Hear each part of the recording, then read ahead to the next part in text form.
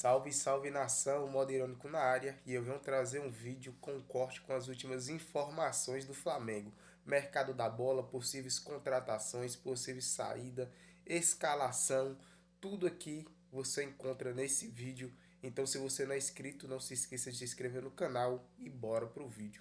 São Paulo, a gente vai pro Flamengo. Pedro Henrique Torre também chegando com as informações desta segunda por lá.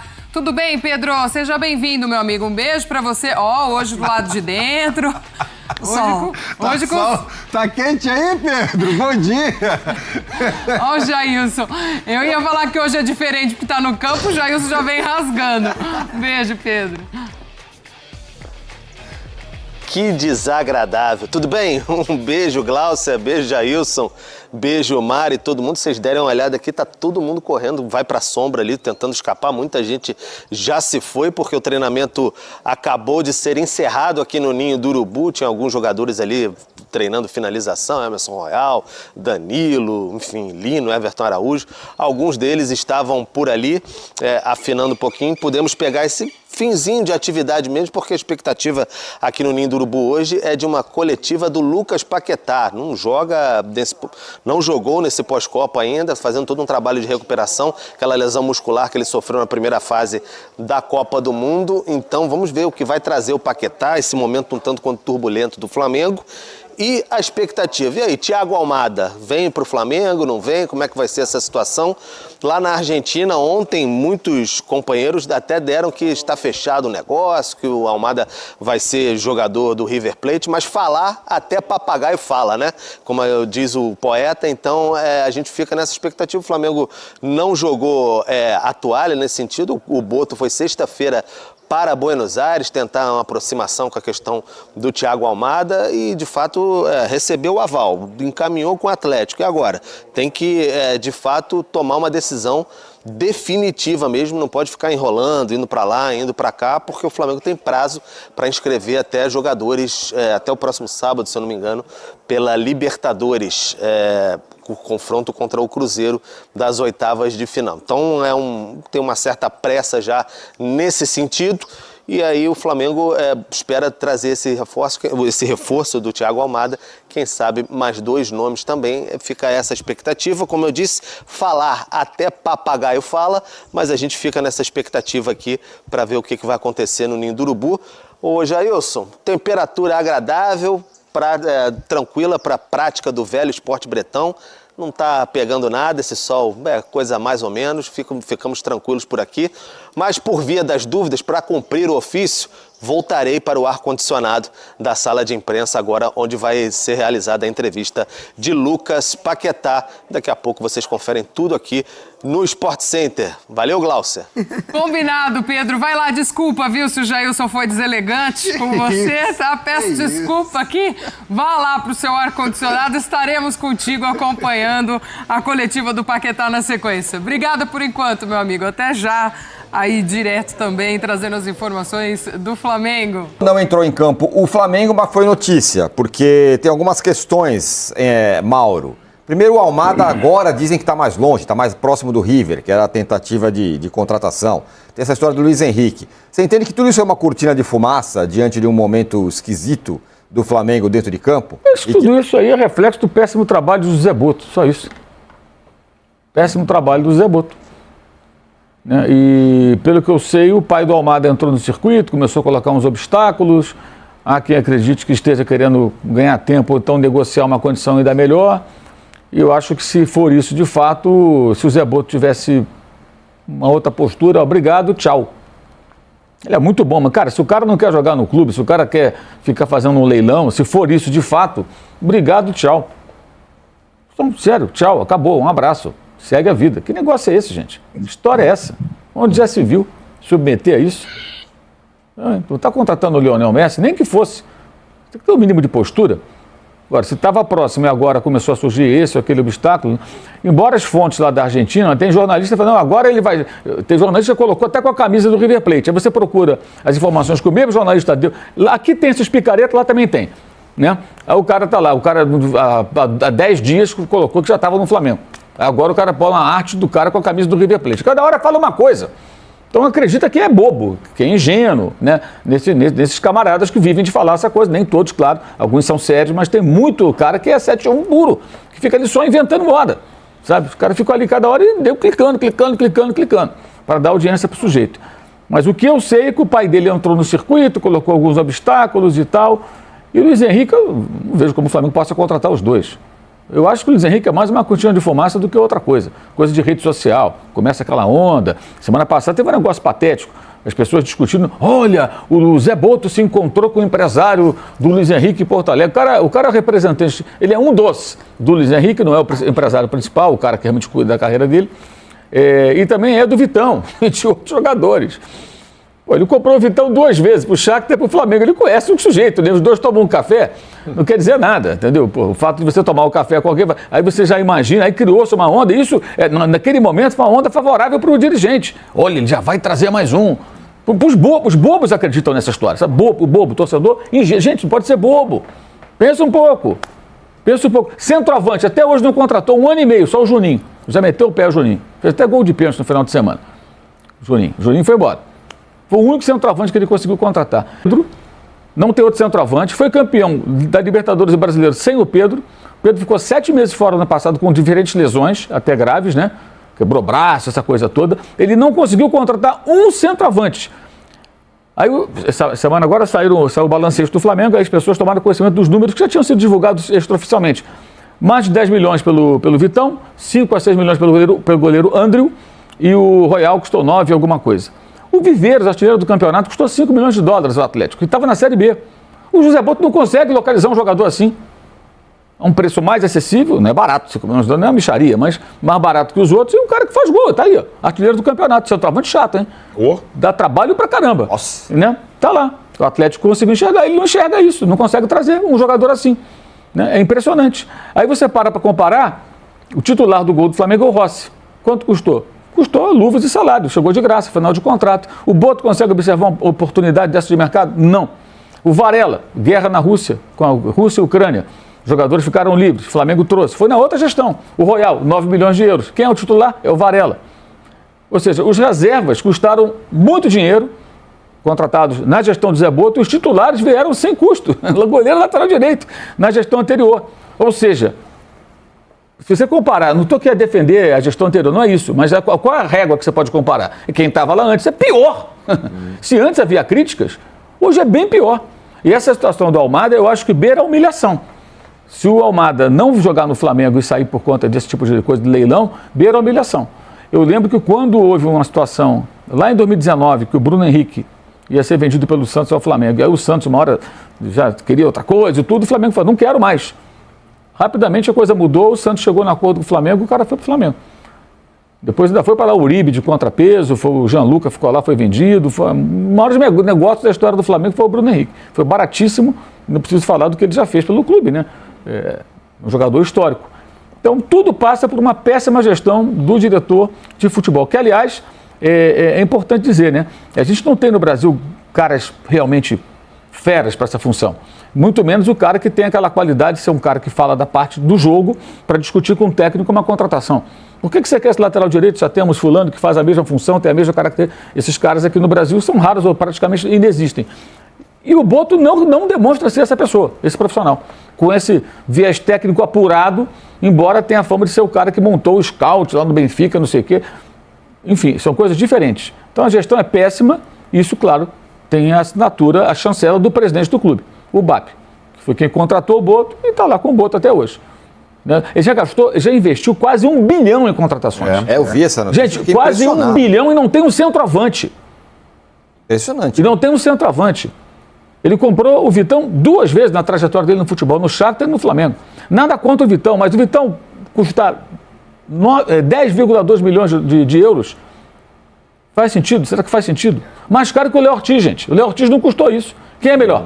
Desculpa. Pode ser até que o Vitão mais seja o melhor zagueiro do planeta, mas o Léo Ortiz é mais jogador que ele. Enfim. Isso eu achei impressionante esse negócio. Quase 1 bilhão em contratações do Flamengo. Bom, as baterias são todas voltadas para Boto e BAP nesse momento estranho do Flamengo, né, Arnaldo? Sem dúvida, né? E acho que essa questão do Almada, que era o alvo para essa janela, ou ela se resolve até esses próximos dias, a tempo da eliminatória contra o Cruzeiro, ou ela não faz sentido, né? Então, está sendo protelada uma situação, o Flamengo está em desvantagem no Brasileiro, tem uma eliminatória importante contra o Cruzeiro, e até agora nessa janela não contratou. Vai esperar o resultado da eliminatória com o Cruzeiro para ver se continua na Libertadores em frente dupla? É essa a estratégia? Não me parece ser a estratégia essa. Ainda teríamos um tempo de janela aberto depois da eliminatória com o Cruzeiro. Mas o Paquetá está voltando de lesão. O Arrascaeta está recomeçando. Tá? O Almada seria importante para já, né? E nessa novela toda aí, parecia ser uma coisa só de... por isso que o Mauro está falando, se não confirmar agora, soa como um vexame. E já está sendo muito pressionada a gestão. Por isso que, nesse ano, as notas do Boto, as notas do Flamengo, as entrevistas do Boto têm menos força do que no ano passado. Quando o time ganhava, quando o time estava bem, agora o time está mal, a diretoria trabalha mal e as notas perdem força. Primeiro falar dessa questão do Almada, porque assim, né, o sonho do Flamengo, a busca do Flamengo que estava se rolando no mercado nos últimos dias, nas últimas semanas, estava se focando no Almada. Era uma negociação que estava se encaminhando bem, tinha um acordo alinhado ali com o staff dele, porém, até a informação lá do Gil Navarro da ESPN Argentina, e que eu apurei também, é porque o River Plate tomou a dianteira nas negociações pela contratação do Thiago Almada, tá? Ele não vai ficar no Atlético de Madrid nessa janela, depois desse meio de ano. Tem algumas situações do futebol europeu para ele ficar por lá, mas ele já deu ok para voltar para a América do Sul. O Flamengo, ele via com mais otimismo a contratação do Thiago Almada, porém o River Plate, por mais questões pessoais do Almada, de questão de voltar para a Argentina, estar mais próximo da família, podemos dizer que o River Plate tomou a dianteira e está à frente do Flamengo nesse momento da negociação entre River Plate, Thiago Almada e Flamengo. A questão do Flamengo é a seguinte: o Mengão não joga a toalha, não desistiu da contratação do Almada, mas sabe que virou um negócio mais complexo. E até de uma certa maneira o leilão do Almada no mercado, porque o staff dele tinha o aval, o Flamengo tinha o aval do staff dele, o Almada gostou do projeto, se animou com a possibilidade de jogar pelo Flamengo, mas mudou de planos de última hora, agora o Flamengo não joga a toalha, porém já não vê com tanto otimismo assim. José Boto, diretor do Flamengo, está na Argentina, fez reuniões com o staff do Almada para tentar mexer nessa negociação, tentar ver aquele olho no olho, sabe? Mas o que eu ouvi é que assim, se o Flamengo não contratar o Almada, não chegar a um acordo pela contratação do meia argentino, já tem um plano B na sua manga. Então, assim, o plano A continua sendo o Almada, mas diante dessas dificuldades, dessa enrolação toda, que até falaram aqui no nosso chat, aqui, ó, Evandro, terminou a novela Danilo, agora começou a novela Almada. Virou uma novela. E o Flamengo não está gostando muito disso e definiu que até o início dessa semana, entre hoje e amanhã, quer ter um destino, uma definição sobre essa história, tá bom? Então a questão do Almada é essa. O Boto está na Argentina, então vamos ver como vai se desenrolar. O Flamengo sente a urgência pela contratação de reforços, sabe que precisa ir ao mercado. O Boto já falou isso para o Bruno, Bruno Andrade, o Leonardo Jardim já falou isso publicamente, da questão de contratar um camisa 9, um ponto, um meia, e o Flamengo está no mercado. Sabe que o elenco, pelo menos é o pensamento da diretoria do Leonardo Jardim, comissão técnica e Boto, que o elenco é curto e precisa ter mais opções. Então o Flamengo está no mercado e tem um plano B, caso não contrate o Almada, pelo menos é isso que eu escutei por aqui. Bruno Andrade, você já está disponível aqui, posso te chamar? Você ouviu aquele áudio da Fonte Boa? Vamos voltar lá para o Flamengo. Lucas Paquetá falando em entrevista coletiva e a gente acompanha por aqui. Paquetá tem mais o que fazer. Acho também. Paquetá, bom dia. Monique Danello, TNT Esportes. Vou começar te perguntando como você está, né? Queria que você voltasse um pouco no tempo e contasse pra gente como foi todo o processo, desde receber a notícia na Copa de que você talvez não pudesse mais jogar, mesmo que o Brasil chegasse numa eventual final. Como foi esse processo de recuperação desde a tua volta? Você está pronto para jogar no domingo?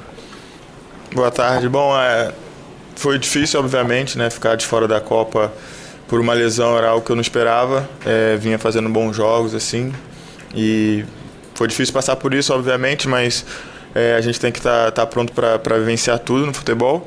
E, bom, tive, né, o apoio da minha família ali, procurei trabalhar o máximo que eu pude.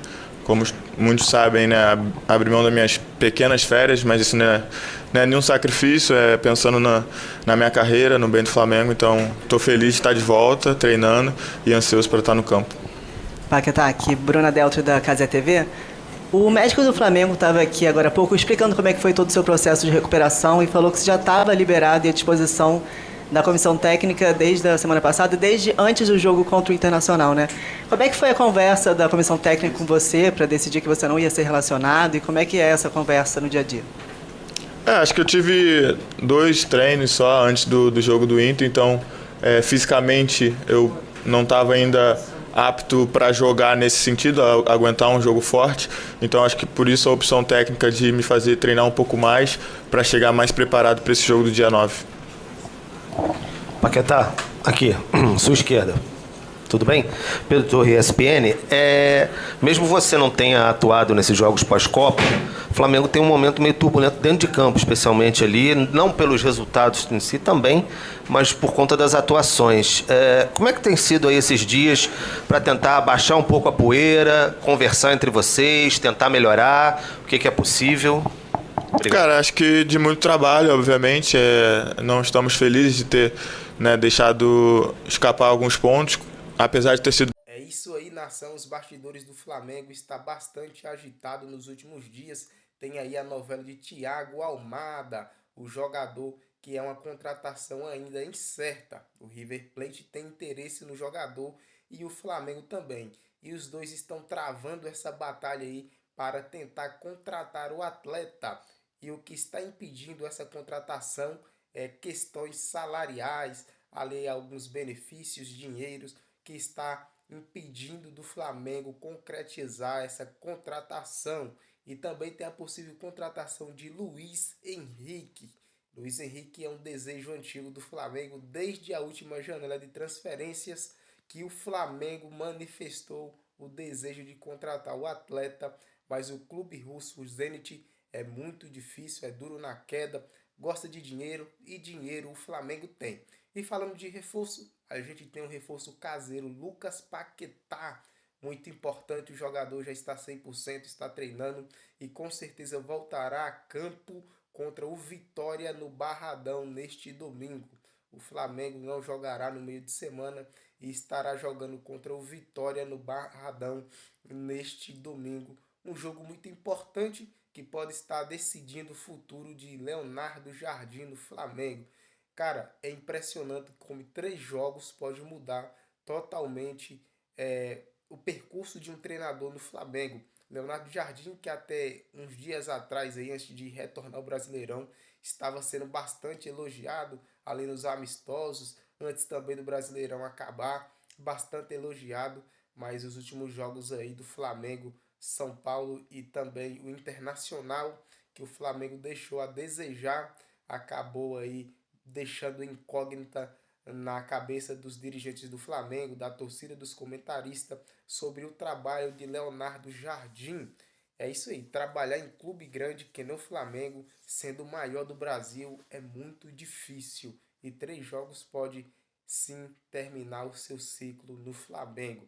Leonardo Jardim, se não vencer, se não convencer contra o Vitória, vai ficar na corda bamba.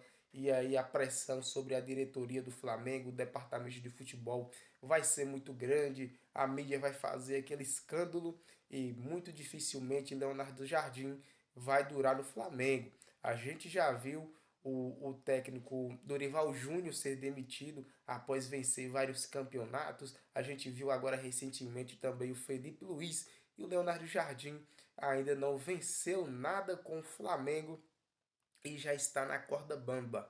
Técnico que tinha créditos para gastar, vamos dizer assim, com o Flamengo, acabaram sendo expulsos e demitidos por bem menos, né? E o Leonardo Jardim já está deixando aí a desejar. O Flamengo não vem apresentando bom futebol e algumas declarações que ele deu aí em suas coletivas acabaram criando esse ambiente que só pode ser mudado se o Flamengo voltar a praticar aquele futebol que a torcida acostumou a ver. Aquele futebol que o Jorge Jesus colocou em 2019, que o Sampaoli em certos momentos da sua carreira também conseguiu, que o Dorival Júnior conseguiu, que o Felipe Luiz conseguiu. É isso que a gente quer ver como torcedor do Flamengo. Obviamente a gente quer que o Flamengo faça gols, que o Flamengo seja